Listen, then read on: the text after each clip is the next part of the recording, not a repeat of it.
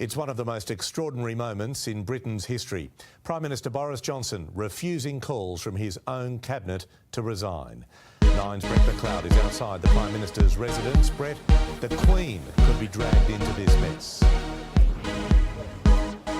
Yeah, this is the site of one of the highest wind speeds ever recorded by man. Arson could be the cause of a fire at the Sydney home of controversial comedian, commentator and YouTuber Friendly Geordies. Supine protoplasmic invertebrate jellies. And to get hot, I got hairy legs that turn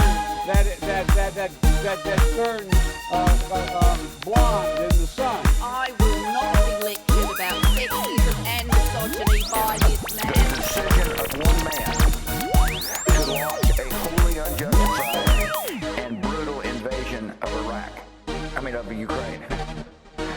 Up yours, woke moralists. We'll see who cancels who. Hello and welcome back to the Fence Sitters podcast. This is episode 11. I am Tiago. With me, as always, is my co-host Will. Today we are going to be discussing a range of things. We're going to start off with a little bit on the Turkish election. Oh, as always, we will start with what are we reading, but after that we'll move on to the Turkish election. And then I have some questions for Will, and Will has some questions for me, and we might get a little bit deep on this podcast. We'll see how it goes. But before any of that, how are you doing today, Will? I'm very good. It's actually quite sunny here in London, so I'm back in London. Well, actually, I think last time we did the podcast, I was just leaving London, and then I had a week in Cheltenham. So Cheltenham, for people who don't know, is kind of northwest of London, about 2.5 hours on the train. It's a lovely spa town. So it's one of those kind of odd English towns where mineral water was found back in Roman times, and people thought that it gave you great kind of life-saving qualities and stuff. So it's, I know there's a few like spa towns around, and they're in the continent as well, but I've always found that as an interesting way to form a town around like a spring of water. I suppose it makes sense. Anyway, so there's a bit of a ramble there. So I was in Cheltenham for a bit, and then I'm back in London again. I've been in London for 2 days, and then not tomorrow, but the day after, myself and a friend go off to the Netherlands. So we'll have some fence sitters reporting from Holland. There we go. Lovely, lovely. Yeah. All right. But yeah, continuing on with that, have you been reading or watching or devouring anything these days, Tiago? Well, actually, this week I two things that I was not expecting to like as much as I did, or that's always nice. Find as much meaning in as I did. The first of that was me and our good friend Jeffrey, who was on the podcast a few episodes ago, and our friend Jess. We all went to the cinema on last Tuesday night and watched Guardians of the Galaxy Volume 3. Now, I didn't really know what to expect because these Guardians of the Galaxy movies have sort of always been a cut above sort of the average Marvel movie. But as we've discussed in this podcast before, because of course a podcast with two guys, we've going to discuss the decline of the Marvel Universe at some stage. The movies have been going downhill in quality, and I must say this movie was pretty fantastic. It had a lot of darker themes and undertones. The kind of message had a very animal cruelty centric message to the whole film, which was unexpected. I didn't really pay attention to the trailers or anything like that. And it was really cool. And I must admit there were some bits in the action where I sort of lost interest, but there was one action scene, I won't spoil it, in particular, that was really, really awesome. So if you like those characters, this is the last movie they're going to be in. It's a really nice send-off for them all. Very pleasantly surprised with that one. Yeah. Have there been 3? Yes, the trilogy? That's the third and final one. Yeah. Yeah. Because I always knew their soundtracks are quite something. They seem to have quite a reputation for their music. I was surprised at this soundtrack. There was one song in particular, Do You Realize by the Flaming Lips, which I don't know if you've heard of. Well, some people might have. Just really shocked to see that song in this movie. which was cool. It's always cool when it's like I didn't expect to see that, but yeah. Yeah, I mean, it kind of. I remember being a fan of Mr. Blue Sky forever and ever. Yeah. And the first thing came out, and then everyone was doing Mr. Blue Sky. It was a song before Guardians of the Galaxy. But so, what was the animal cruelty? Without spoiling, there's a character in it who is this like raccoon creature, and it kind of goes back to his origin, and I don't know, it's a lot of, you know, literal animal cruelty, but a lot of it is sort of, you can see where the links to animal cruelty in the real world would be, not in this like sci-fi setting. And there's some like really disturbing like, because they're modifying these animals, like really disturbing creatures. There's like a walrus with his like eyes chained open and stuff like that. If you are triggered by animal cruelty, wait for this movie to come out on streaming before you watch it, I would say. But yeah, the other thing I'll just briefly touch on that I was pleasantly surprised by is I played Uncharted 4. Well, I haven't quite finished. I think I've got a couple of hours left the last 2 weeks. If you don't know what the Uncharted series is, and I'm not sure you do, Will, not to make any assumptions. It was... Do you remember we talked about The Last of Us a few weeks ago? The studio that made that also made these other games called the Uncharted. And in these games, it's pretty much just like Indiana Jones-esque stuff. Fun adventures. You know, you're going around having a good time, shooting baddies, collecting treasure for the first 3 games. And then they took a bit of a break, and the 4th one came out. And it was written by the same person who wrote The Last of Us, both the TV series and the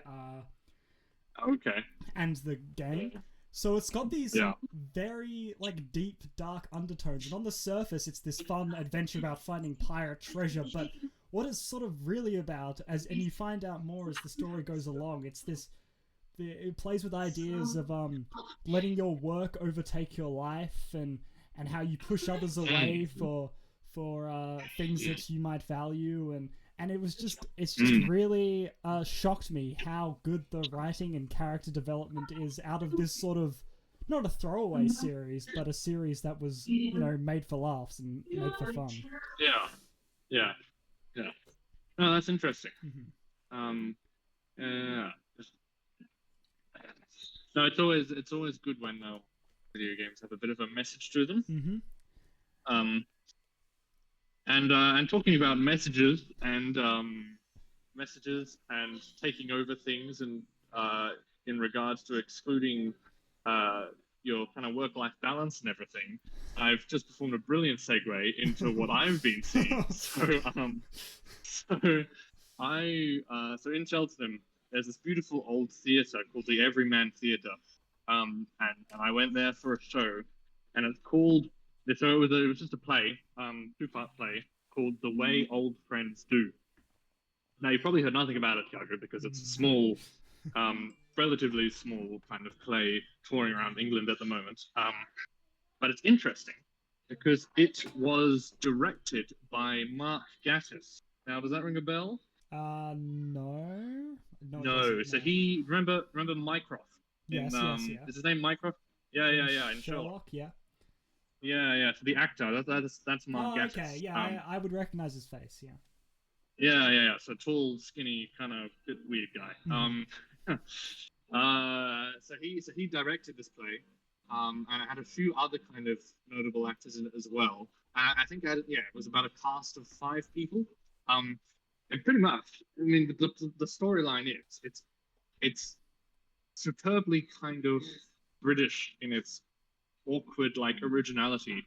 In the idea is that it's this young guy in the 1980s who comes out to his friend is gay, and then there's another guy, and so it comes out his friend is gay, and then his friend comes out to him as an ABBA fan, and you know, because you know, if you're a guy in the 80s, you're not really meant to be an ABBA fan, apparently.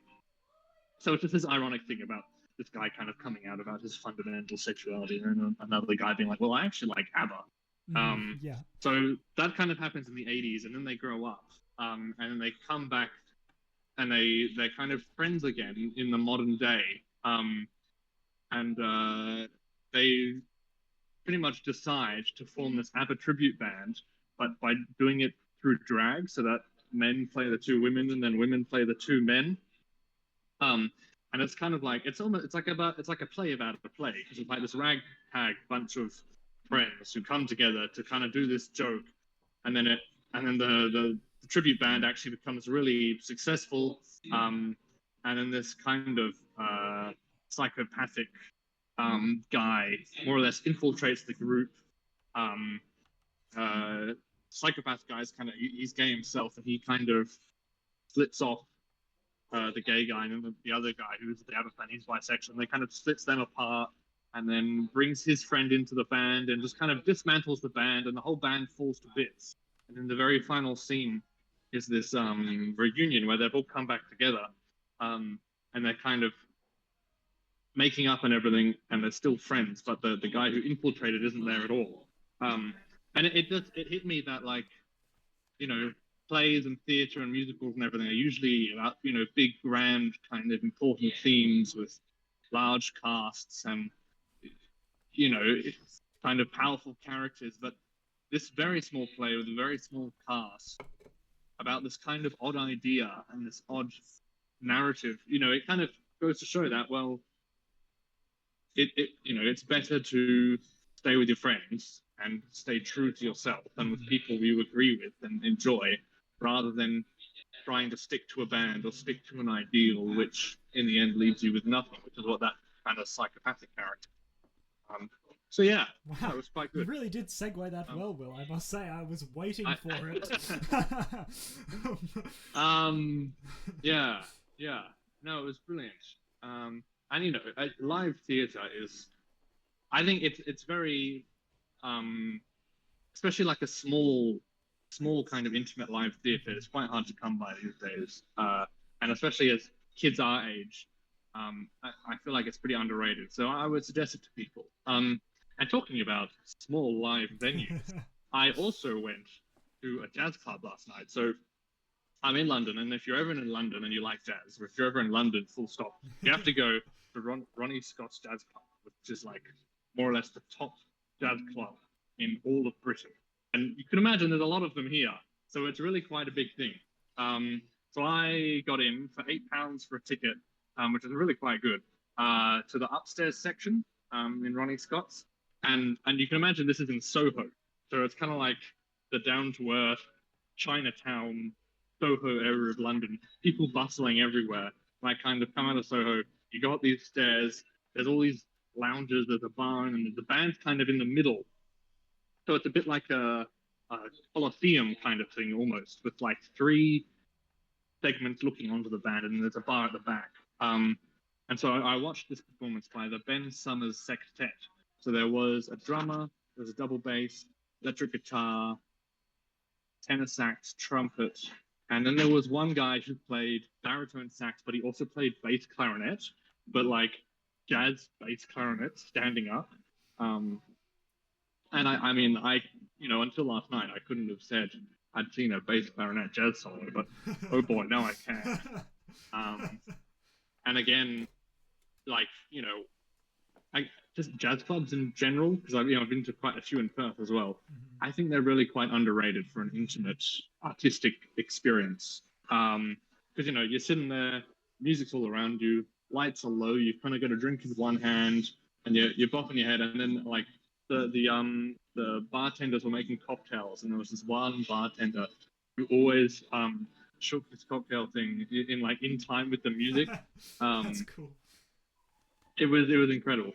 And yeah, it was like kind of New Orleans funk experimental kind of jazz, which isn't everyone's cup of tea, but I really enjoyed it. So yeah, if you're ever in London, make sure you get to Ronnie Scott's Soho.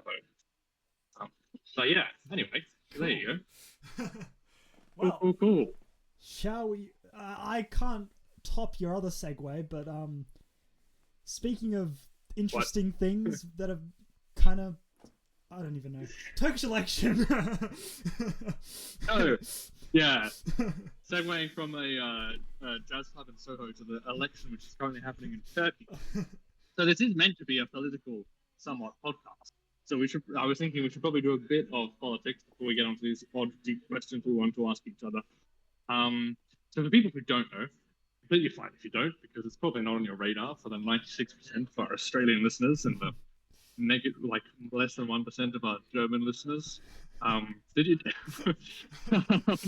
A very high amount of Indian listeners as well. Indian, yeah, Saudi Arabian. We're a global brand. And by global, we mean Australia and a little bit else. Anyway, so if you don't know, currently in Turkey, there's a presidential and a parliamentary election.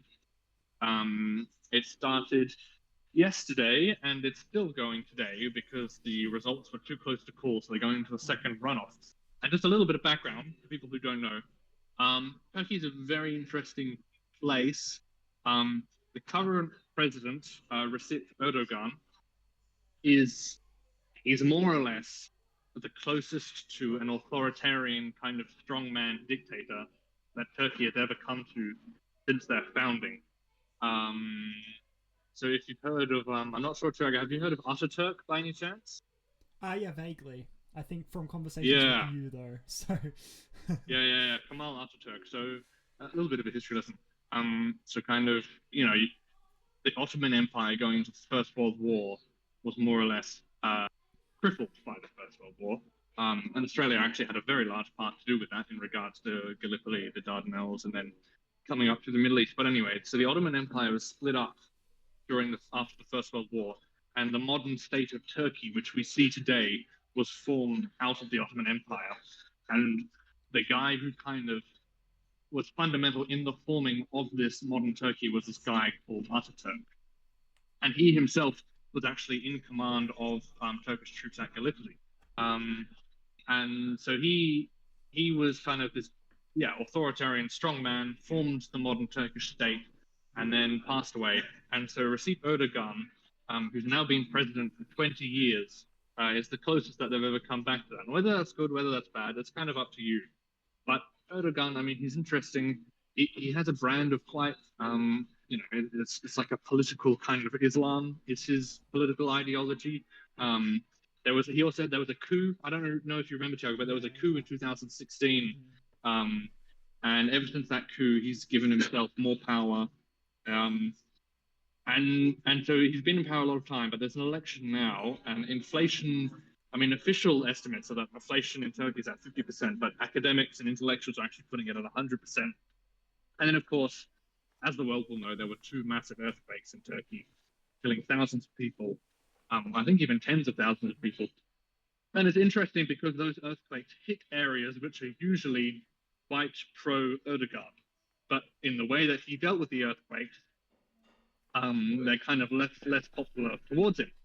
So when elections come around, things aren't looking too great for Erdogan. And so there's this new guy, I'm going to try to pronounce, Kılıçdaroğlu, Kemal Kılıçdaroğlu. And he's not actually new. He's been in Turkish politics the same length of time as Erdogan. And he's an interesting guy. He's quiet, he's intelligent, he's bookish, he's very calm.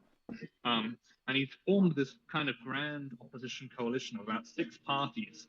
And they've kind of pushed back against Erdogan. So currently, I think Erdogan was on something like 45% of the vote, and then Kılıçdaroğlu is on something like 41% of the vote. So anyway, it's just keep your eye on that one, because this Kılıçdaroğlu, he's a bit more pro-West, a bit more friendly towards the EU, friendly towards NATO. Erdogan has been getting up some dodgy deals with Russia, kind of riding 2 horses at once, and was also not great in allowing Sweden and Finland into NATO, kind of blocking that. I was I don't know.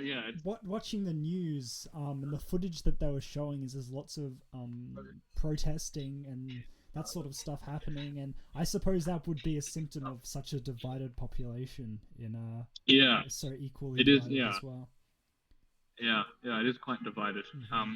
Which isn't great, but it kind of fills one with hope that maybe these more progressive, moderate, political movements which sprawl the coalition are actually gaining more popularity. Yeah. Because you look at the news a lot these days, and you see, Viktor Orban in Hungary, and the far right in Austria, and the right in Finland, and in Poland, and you kind of think of this European lurch to the right. But you look at other things around the world, and there is, more hope for a moderate kind of left. So yeah, no, it'll be interesting to keep your eye on that one. But anyway, without further ado, should we get into some questions? I think we should. Would you like me to ask a question first, or would you like to go first, or how do you do this? I'll ask you. Okay. Because I've been talking far too much.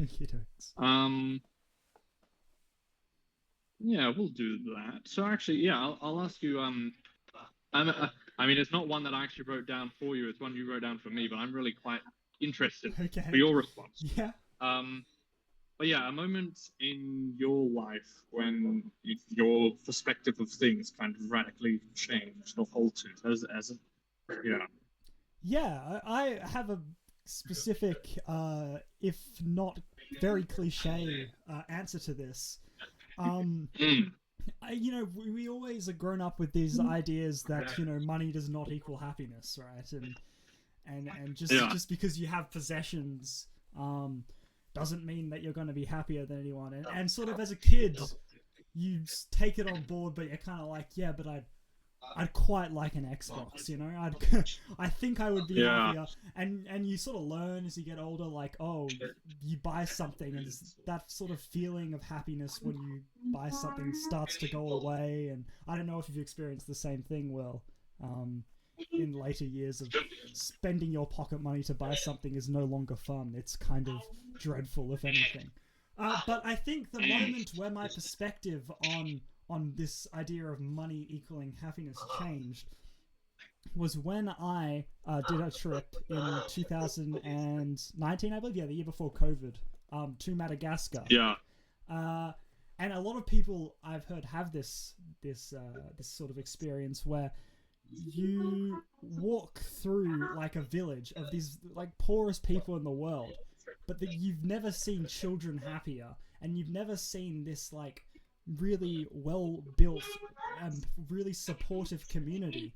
And it made me kind of sad to know that I don't think I'll ever be in a community that's this tightly knit, and this sort of just a valuing of one another.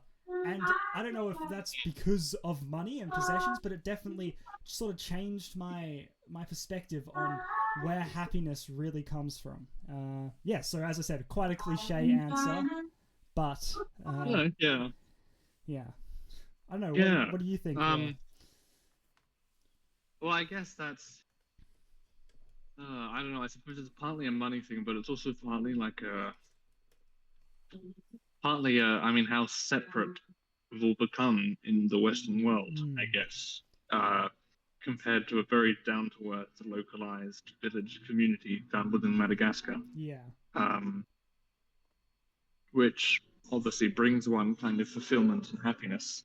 I mean, it's almost like if you're born into a world where you can only really go so far and your limitations are only so great, you feel those limitations quite easily. But I suppose in the Western world, you're born into a world where it's like, you have the internet at your fingertip. You can fly anywhere. You can, if you work hard enough, you can get into any university, studying anything. And you can be anything. And it's like it's almost like this void of possibility, which perhaps people find overwhelming and stressful, and kind of negatively affects people, and we can't find happiness in that. But if we have a simplistic lifestyle, I don't know, it's a tricky one, isn't it? Yeah, it is. I feel like as well, I know a lot of people are like really for constant progression and constant building and improving upon society. And that experience kind of made me really want to take a step back and think, is this constant progression, this constant need to know more, this constant need to explore more, to see more, really going to bring us happiness? And if not, should we be focusing on stuff that is going to bring us happiness, or is this more important? So yeah, that's my thoughts. No, that's quite good. Yeah, no, I kind of in regards to like the constant progression and constant building of knowledge and everything, it's, I don't know, because for viewers who don't know, I'm not in university, and I'm aiming to be eventually in Britain, but I do like to kind of keep myself a bit self-educated, and I do find it almost daunting when I sit down at the computer with a notebook and try to kind of research into something, because it can just go on and on and on and on, and at the end of it you're like, well, what do I really know? What have I actually gotten out of this? And I don't know, my antidote to that is to try to find a few little subjects which are meaningful to you, and really kind of dig deep into them and get a deep grasp of them. Yeah. All right. That's what I would say. Okay, I'm gonna it was my question for you initially, but I'm gonna throw it right back at you, Will. What is a moment that changed your view on the world, or how you think something works in the world? Or... So I kind of have two little examples for this. And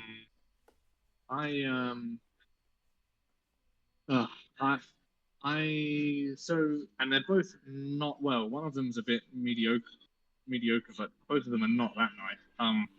The first one was, so for those who don't know, so I tried to do university. I don't know why this is suddenly going back to my university story. I tried to do university in Perth. It didn't work out in Australia. So I did it for 5 weeks, dropped out, and then became an off-sider to a surveyor in the construction industry. And that really radically changed my view, working in the construction industry in Perth in Australia, on how at least the Western world, like, fundamentally, literally constructs itself in regards to infrastructure, and that way of life of physical engineering and labor, which I'd never considered before, because I've been sitting behind desks and books for the last 10 or so 12 years of my life. So yeah, I mean, like, the intricate, so for example, we were building 6 kilometers of a major freeway, and the amount of effort, time, material, and expertise it took to simply put in kind of sound barrier up a bank, protect these houses from the freeway, was just astronomical. Like, they had to bring in this massive kind of drill, maybe like 12, 15 meters high, on more or less tank tracks. They had to roll that in, drill that down on a precise point, which had been marked out by surveyors and myself beforehand. And then once you had that hole drilled, you had to bring in the surveyors again, and you had to set up all the equipment, and then they pinpoint the point at which the bolt and the steel kind of goes in to fabricate the sound wall. And we spent days and days and days and days up there on this kind of sandy ledge, with the sun beating down. By the end of it, we'd completed maybe, like, I don't know, 30, 40 meters of, like, a sound barrier. Yeah. And that was it. Of, like, a 6 kilometer stretch of freeway. And that's all we'd done. And even, like, the minutiae construction in regards to, like, literally the layers of roads, and how, you have to get the council in to check specifically, the different kind of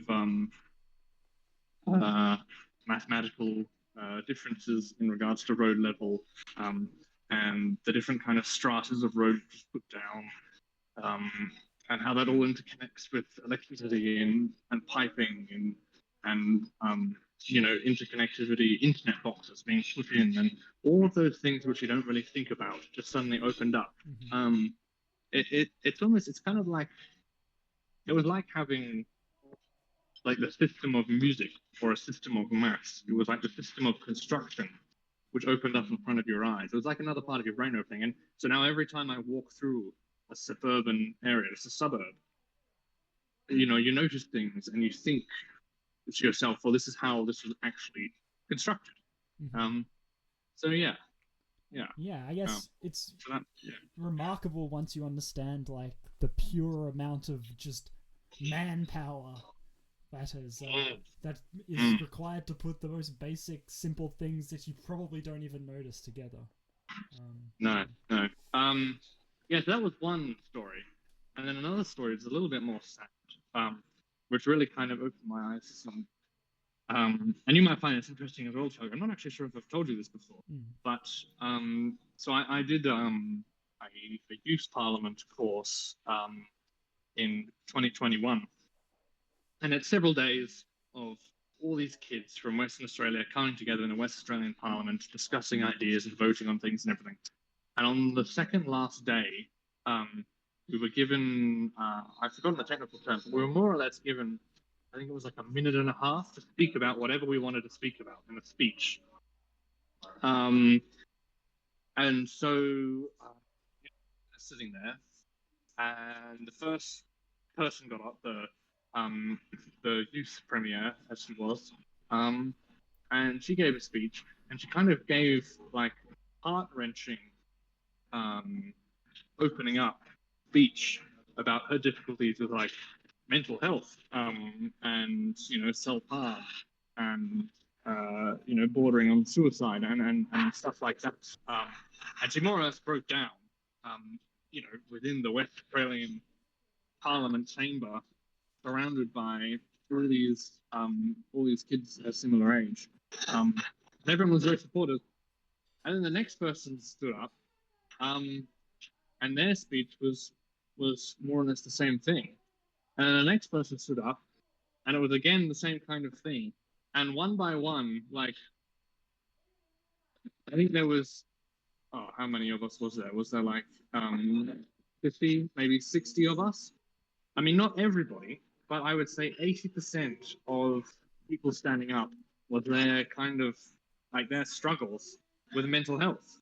And it's like, you think about it and you're like, okay, so you get more or less the brightest, most politically inclined, kind of well-rounded, knowledgeable kids in Western Australia. You put them into a chamber, you give them a minute and a half to talk about anything they want to talk about, and suddenly you just have this massive outpouring of mental grief. I'd never really experienced any kind of not that bad, mental kind of grief at that point in my life. So that was really a kind of an eye-opener for me to realize that, geez, like the mental health kind of, pandemic, which is running rife in society and running rife through young people. And, it's because it is so close to oneself and so hard to get to grips with, it just kind of goes unnoticed. So that really opened my eyes to the impact and that negative mental health was having on kids our age. And it just really stumped me. And I don't think I'd ever, everyone just kind of came out of the chamber just semi-depressed in tears. I mean, yeah. I don't know. I mean, any thoughts on that? Yeah, well, I think it's interesting you say that, because I feel like we're so desensitized to what like real mental health struggle is, because and it's a great thing that there's so much awareness and so much conversation about it, but you talk about things like self-harm and you talk about things like suicide, and it feels very impersonal, I think, when we learn about it in school, when we hear it in ads from associations like Are You OK and Beyond Blue. And I feel like there comes a point in a lot of people's lives where they hear a real account of someone with terrible mental health issues, and I think it's an eye-opener for a lot of people to hear very personal tales of self-harm and of suicide. So I think it's interesting you say that, and I think that would probably be a shared experience you've had, Will, with a lot of people. Yeah. Yeah. Yeah. I don't know. It was just the fact that we were literally in a debating chamber, you know, with anything that could have possibly been talked about, and that was the overwhelming majority of things that which people were talking about. It really opened my eyes. Like, well, if there's one thing, we could be getting on with and trying to solve, it's this mental health problem, which is so bloody difficult to solve, I guess. And then, of course, I had a speech on the monarchy, so I had to try fit that in, like amongst all of these like heartbreaking stories. There was one guy who had a speech on like why we should maybe think twice about taking down statues, and he had to try and fit that in. And there was another guy who had a speech on unions and how great unions were. He had to try and fit that in as well. So it was brilliant. But there was only like, yeah. But anyway. Yeah. So do you want to throw another one at just having a look at oh yeah, a bit more uplifting one. Maybe it's uplifting, maybe it won't be. What is the most terrible donkey cow poo? I'm avoiding the swear words. We haven't sworn on this show yet. Just mind-blowingly bad political take you've ever heard. I don't know. I really dislike it when people throw the word fascist around. That really gets on my nerves. Because it is such. I mean, it's like throwing the word Nazis around. I mean, it's there's so much weight and symbolism behind it, and yet the actual idea of like original kind of Mussolini Italian-based National Socialist kind of fascism, which came out of Italy post World War One. I mean, you go to an average person on the street and you say that to them, and they have no idea what you're talking about. Yeah. So that really gets to me. I mean, kind of brain dead political take. I was in the Aberdeen University have a debating society, and they were debating of whether Scotland should be independent or not. And I was in the audience, and it's also, just to clarify, one of the worst debates I've ever been in, which was quite depressing in itself because the Aberdeen University Debating Society like originates from the 1800s. So I was really quite looking, but I was quite sad. Anyway, point is, should Scotland be independent or not? What ended up happening was more or less it came into a debate about whether Scotland should rejoin the EU, which is completely different to whether Scotland should be independent or not. Yeah. And both sides were kind of strung up on here and now things like, oh, like I said before, should we rejoin the EU or should we not rejoin the EU? Or, let's look at the money we could make from oil, or let's look at the geopolitical systems of the world, and if we could have a bigger stance within NATO, or a bigger stance within the World Trade Organization if we were separate, or let's look at all those kind of different things. And no one was really like, in regards to Scottish independence, no one was talking about Scotland's history and Scotland's like national identity, and what it means to be Scottish. And so I they opened the floor to the audience, and I got off, and I kind of had a bit of a grumble to both sides of the debate, and I was like, look, chaps, you like, for people on the side of the Union and Scotland staying in the UK, you could talk about the fact that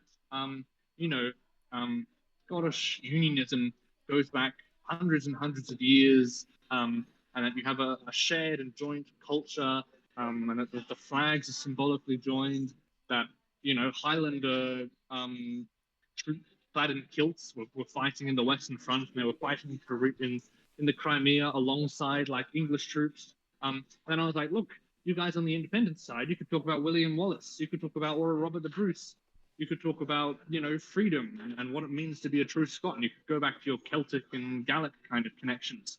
And I sat down, and both sides kind of shot me down as some kind of like nationalist harking back to the days of old. And I was like, well, that's not, and they more or less disregarded my whole point because it wasn't really relevant to the here and now, which really quite saddened me because, if there's one thing about the nation state, that kind of idea of identity and who we are as a people is fundamental. And they seem to not be able to understand that. Yeah. So in regards to a brain dead political take, I found that quite brain dying. Yeah, I don't know. Maybe that's not exactly what you were looking for. No, that's interesting. I like that because you're touching on a pretty common theme amongst sort of modern politics, especially amongst young people, is sort of this disregard of things that have come before and what they mean, and a disregard of symbolic things, which I think, as we discussed a lot in the last episode, have a lot more meaning and a lot more power behind them than we might initially think, just on first thought. Yeah. I mean, I don't know, maybe a short little anecdote was, and you would have been there as well, Tiago. This was in Adam's family. Oh, yeah. I was in the wings, just about to come on, and this girl who I had like never talked to, I think she was only the year below us. I'd never talked to her in like a year and a half or something. We'd be rehearsing this show. Suddenly we got talking about Brexit, and how her view was that Brexit was a terrible, terrible thing because, and like her view was, the whole idea behind Brexit was that it was simply to allow Britain to completely shut off its borders to immigrants, and that's why Brexit shouldn't have happened.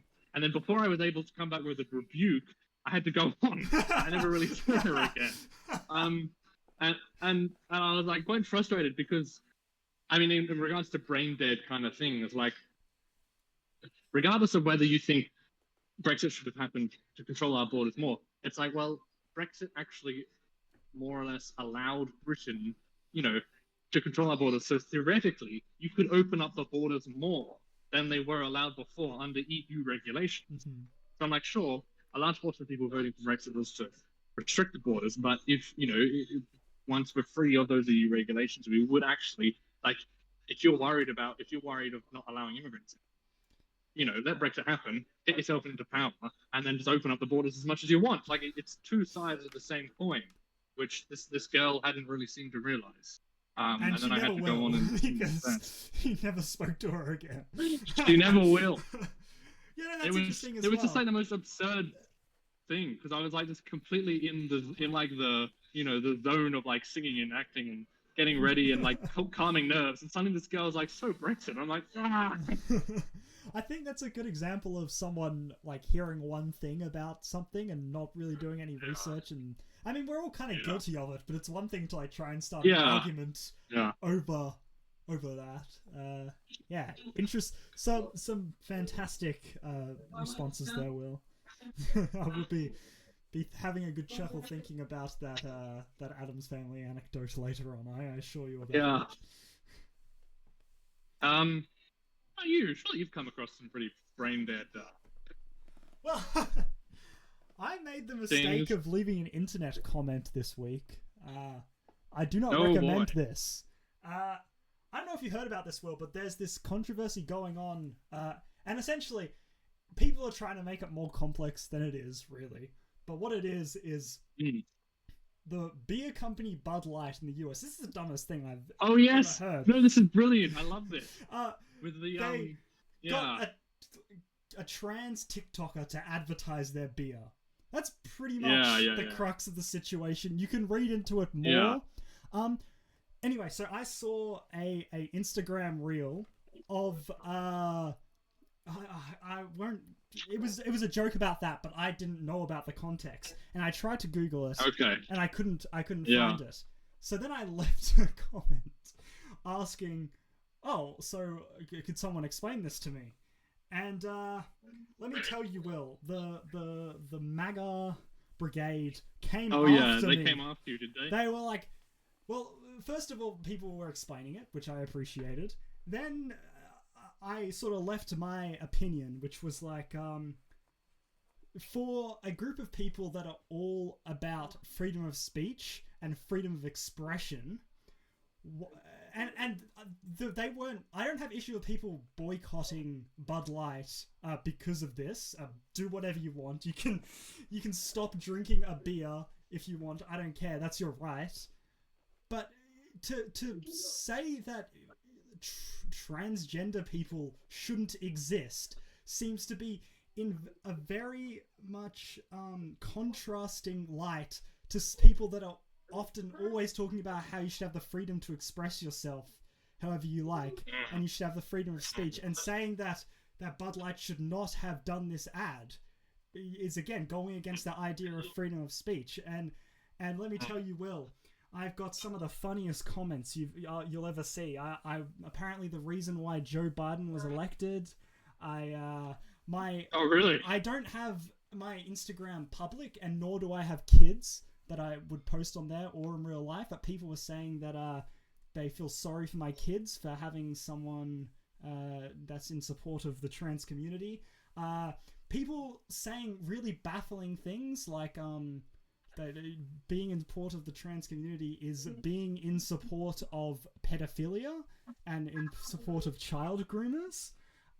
And then there was another thing, which is a bit of a misconception that I'd actually like to use this platform to rebut. People were saying that being in support of someone being transgender is being in support of someone with a mental illness. There needs to be an important distinction made here, and I'd like to do it now, if that's okay with you, Will. Gender dysmorphia is a mental illness. Being transgender is not a mental illness. But what gender dysmorphia is a mental illness. Dysphoria or dysmorphia? Oh, sorry, dysphoria. My bad. Yeah. Is a mental illness where you feel disconnected from your gender, and the treatment for that is to be accepting of the gender that you feel you are, i.e. transitioning or just coming to terms with things, whatever suits you better. So actually being a out of the closet transgender person is absolutely, by no stretch of the imagination, a mental illness. It's kind of like saying that exercising to keep healthy is a mental is an illness, rather than an illness that would be caused by not exercising being the illness. I just like to clarify that. But yeah, I just thought it was funny, all the people commenting really baffling things. Was that on Instagram? Yeah, it was. Oh boy, we love the world. Yes. It's funny you should mention this, because I wasn't going to mention this, but now that you have, I will. I've had a very different experience with the Budweiser thingamabob. So I, as I like to do when I'm traveling, I got myself a copy of the New Yorker with old King Charles there. And every New Yorker, there's one page which is just like a page of satire. And so this is in regard. This is like a spoof of the meeting between the people trying to come up with the Budweiser ad, right? And it's one of the most funniest things I've ever read. So I'll just, can I read you like a little bit of a section? Okay, so there's this thing at the beginning to give a bit of context. So after receiving backlash for its partnership with trans actor and social media star Dylan Mulvaney, Budweiser has released a new patriotic ad featuring its signature Clydesdale horse mascot. The ad shows the Clydesdale galloping past patriotic symbols, such as people raising an American flag and the Lincoln Memorial, CBS News. And so now this is on a Zoom call. So the writer says, we open on a horse, cut to, like, a farmer, then a welder, then a man on a horse, maybe a jockey. We hear a voiceover reciting the Gettysburg Address. The art director. I like that. Account executive. Does that make any sense, though? Strategist. Maybe let's back up. Just to recap. We need something that appeals to our base, sends a clear message about who we are as a beer and as a brand. American, masculine, tough, executive. While at the same time deeply feminine, open to new and exciting sexual ideas. Strategist. Exactly. Executive. While also using horses. A whim would be a spot that almost says something but doesn't. Rider, what about this? We open up on a field, Midwest, one of those places that grow wheat or whatever. A lone farmer. He runs his hand over the tops of the wheat. Art director. Yes, yes. And maybe we notice it's subtle. Maybe we notice there's a bare muscular chest. It's gleaming with sweat. Writer. Yes, that's very good. And we pull back to reveal another farmer, also male, also half nude and insanely fit. And he has a look that says, let's do this. Strategist, wait. Do what? Art director. Shoe a horse? Maybe? Throw lumps of hay? Maybe get it on? Doesn't matter. They hold hands. Exec. Are there horses? Rider. 2. Running. Slow-mo. We know they're running to go have sex. Strategist. But is it on brand? It is if the farmers' wives are also in the field. Young, beautiful, possibly pregnant. They share a look that suggests those husbands of ours. I guess it gets better. Cut to a construction site. A pickup truck. Men load wood or bricks. A horse nearby. Maybe chill on the house thing, Glenn. Okay, or maybe it's a flag factory. American flags everywhere. The workers stop and look up at the flags waving in the breeze. And then we cut back and all the men are in drag. Wait, why? Why not is the question. Big muscles, but also a lovely ball gown and a tiara. Okay, I buy it. But what other images say Red State America like construction workers in drag? The Grand Canyon, firefighters, the Lincoln Memorial. Yes, but we use CGI to make Lincoln wink. Is that legal? So it's just, I love the New Yorker for like, you know, in regards to satire and just taking the piss out of everything. It was just brilliant. It is true that. So there you go. Why would you advertise to your base of mostly conservative consumers? Yeah. With that, yeah, it's a dumb decision by no means, but that doesn't mean people have, you know, should be going after people for the way they want to live. But yeah, that was interesting. We probably have time for one more question, Will. Okay.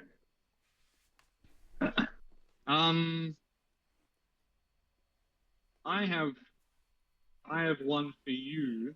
Yes. And if you don't have an answer to it, that you know that you kind of can go to, we can go to another one quite easily. But do you have a dream that you can distinctly recall and think as something of a big impact into your psyche? I don't really have a good example for this outside of like, you know, I'm always late in my dreams, but that's not really that interesting to talk about. Okay, that's fine. I'll ask you another one then.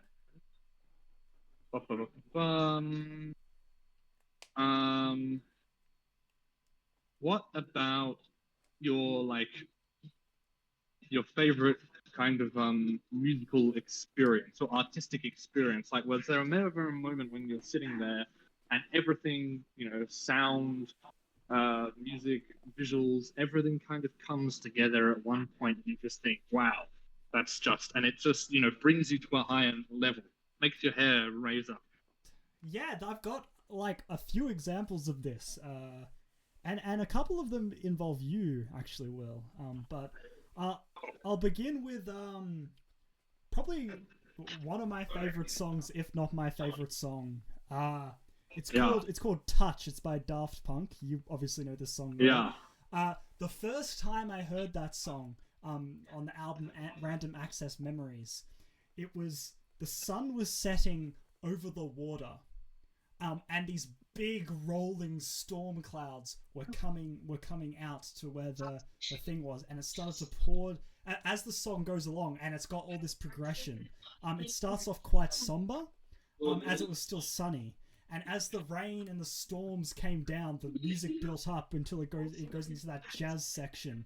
And I was riding my bike at the time, and as it was pouring down, and I rolled up home, the end of the song, which it goes back to this sort of slower, sadder state, it dropped off. And it ends on a very unsatisfying chord as well, which I love.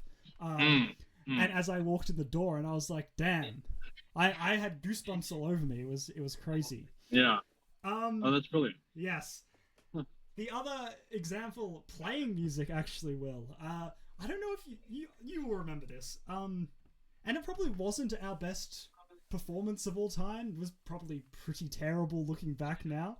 But we played Bohemian Rhapsody on stage in how old were we? We must have been 14 or 15.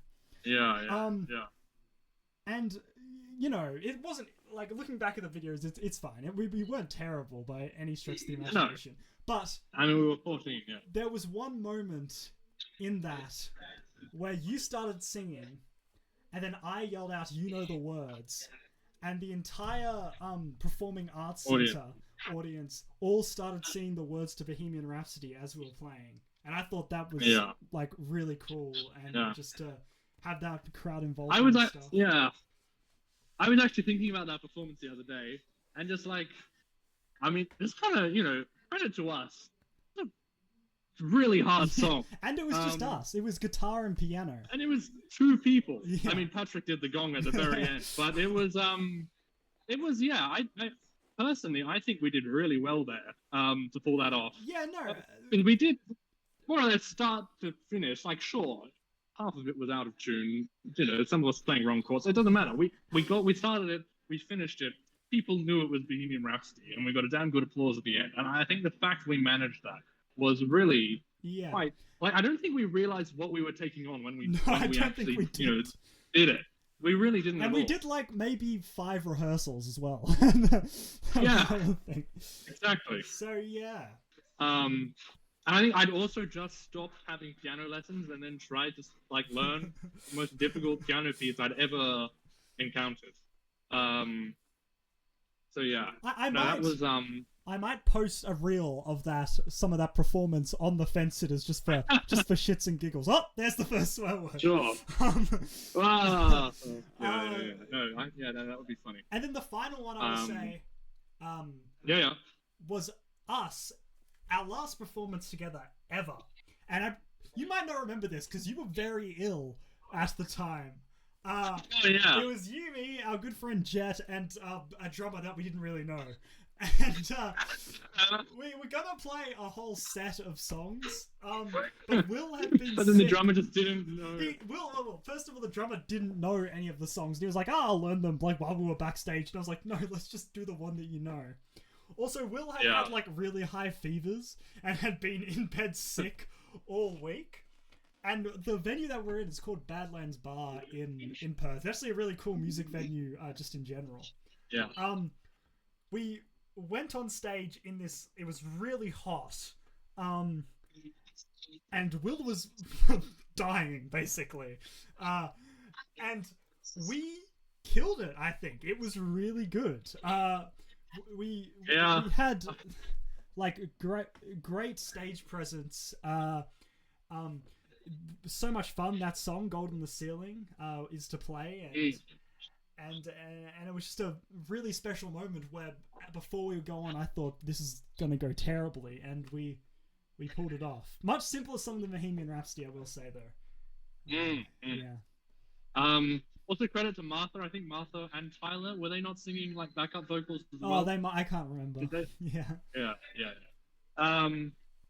I know that was quite incredible, that one. I have no memory of what it actually sounded like, so I don't know. And I think, I mean, did it kind of sound? Did it actually sound good? I never really got anyone's view on the performance. No, it was good. I think it was definitely the best performance I did that year at Badlands. You know, it wasn't technically perfect, but that song doesn't call for any sort of technique whatsoever, really. And the fact that we just bashed it out, and Will's running up and down the stage, and as he's, it was pretty cool. Just a cool experience overall. But yeah, how about you, Will?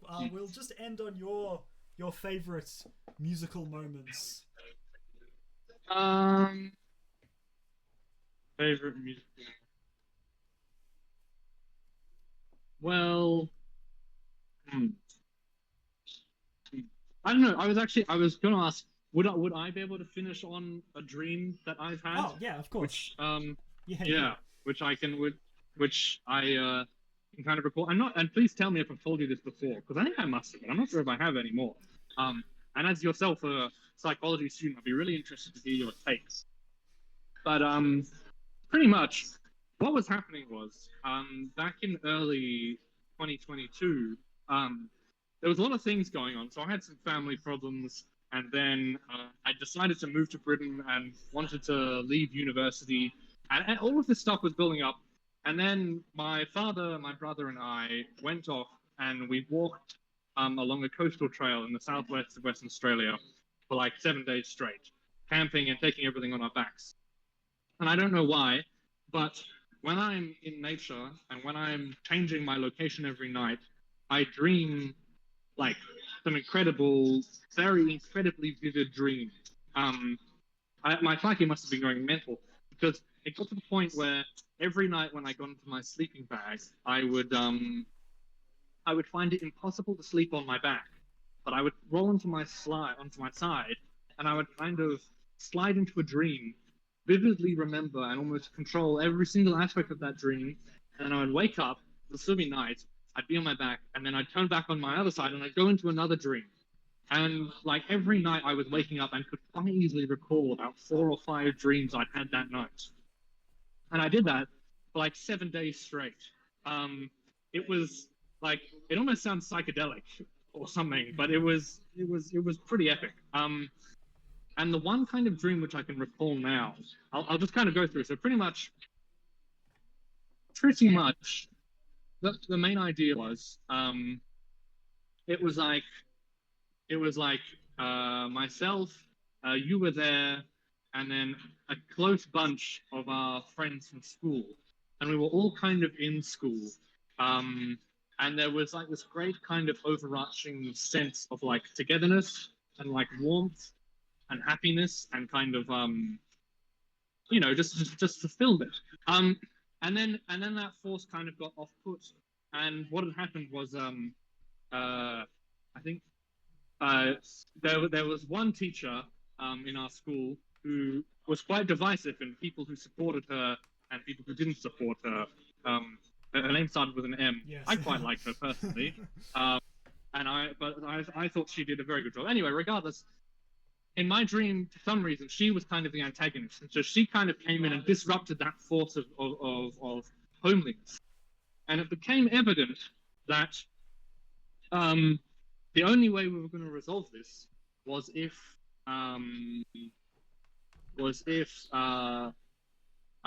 one of the students and this teacher had this battle, and for some reason there was kind of this overwhelming support from everyone that I should be chosen to battle this teacher in Mortal Kombat, and it was really odd. It was like kind of on a subconscious level, I knew that if I lost this battle, like the school would kind of be put into tyranny and I would die. Like I would literally just die. But if I won the battle, school would be saved. But then my kind of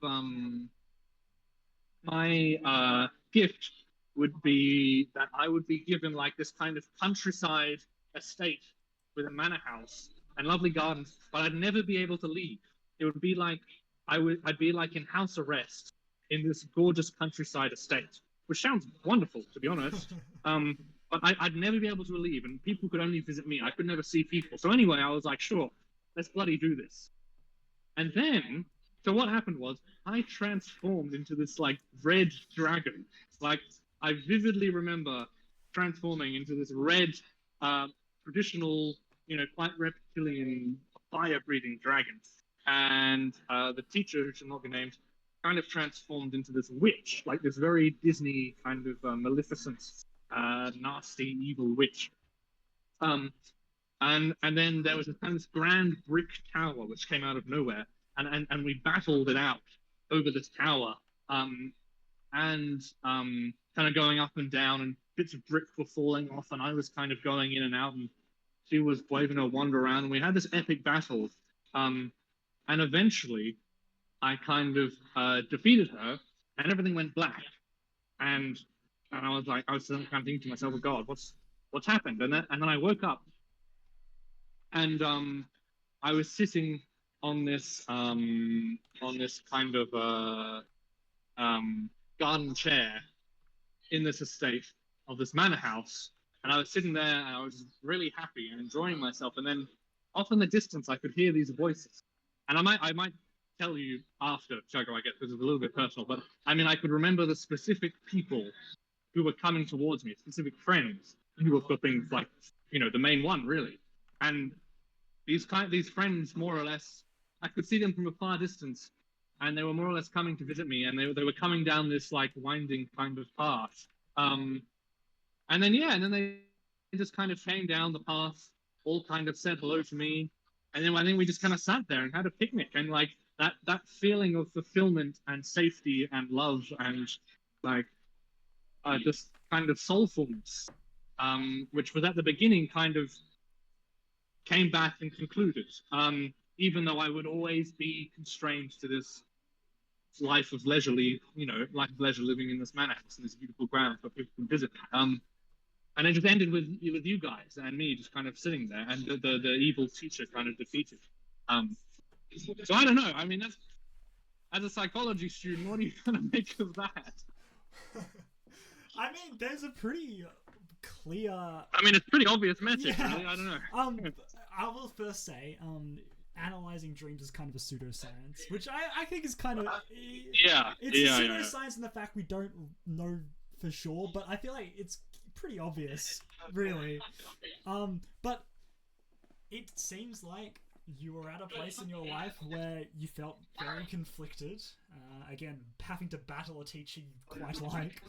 And you have gone through hardship, and you were sort of craving this safety and this group and community around you that sort of was there before the hardship that happened. Why it was a battle with a dragon and a Nazi-esque witch, I can't tell you, but that's just how your brain has sort of chosen to represent just a very, and I don't want to talk about your personal issues, but I'm sure what was happening was quite an internally conflicting thing. Especially moving to another country and leaving things behind. I suppose it would make sense for you to want to go back to that safety and to that group of people that you know are going to be core to you, and not having to. I may be reading into this too much, but not having to constantly upkeep a relationship with them, just knowing that they're going to come to you eventually, perhaps. So yeah. Yeah. Okay. Yeah. I don't know. Well, there you go. That's probably somewhere to leave this episode. Yeah. Well, that's about time. Thank you so much for listening to this episode of Fence Sitters. Not a whole lot of politics. I mean, there was some. Yeah. If you liked what you heard today, subscribe, like us, go on Spotify, answer those little survey questions on Spotify. No one does them, and it makes me a bit sad. So go do that. I think our Spotify viewers in general have kind of gone down quite a lot. Yes. So go on Spotify. Just play it. Just put it on. Follow Instagram, Facebook, all that. Thanks to Katie for our art. I always forget to do that at the end of the episode, so thank you for that. No, thank you very much. Who knows what we're talking about next week, but hopefully, and I don't want to make too many promises, the week after, we may be discussing Voice to Parliament. So, if you've got some thoughts on Voice to Parliament, we'd love to hear them. Send them through, and maybe help us sort of decide what we're going to talk about specifically, because it's a huge topic, this whole Voice to Parliament thing. And thank you so much for listening. Thank you for being with us, Will. Any closing thoughts? Oh, really? Just no. Thank you for thanks for listening, and hope you have a good rest of your day. All right, look after yourselves. See you soon. One man could launch a wholly unjustified and brutal invasion of Iraq. Of Ukraine. Up yours, woke moralists. We'll see who cancels who.